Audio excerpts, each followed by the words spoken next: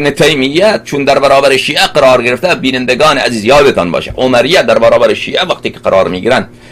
در مناظره، در استدلال، امکان ندارد که راست بگوین، مجبور هستن که دروغ بگوین، چون اگر راست گفتن اون وقت دلیل و حجج شیعه یکی دوتا که نیست، دلیل و حجج شیعه خیلی زیاده و هر دلیل مانند آفتاب روز افزون هست، جهان افروز هست و روشن و واضح هست، لذا مجبورن که دروغ بگوین.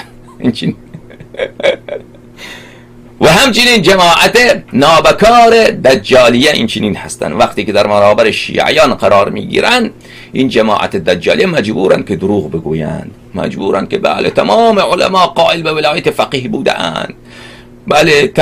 ائمه علیهم السلام شهید شدن از برای تشکیل دولت اسلامی، این آرمان تمام ائمه علیهم السلام بوده، آرمان تمام انبیا علیهم السلام بوده، و از این خزعبلات و دروغ ها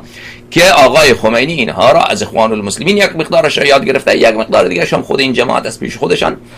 دروغ بافتند و ساختند و به اهل بیت علیهم السلام نسبت میدهند. لعنت خداوند متعال بر علمای دجالیه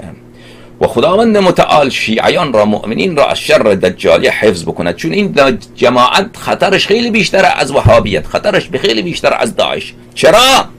چون کفر داعش برای شیعیان واضح و روشنه، خب برای خود عمریه واضح و روشنه. این که جماعت وهابیت،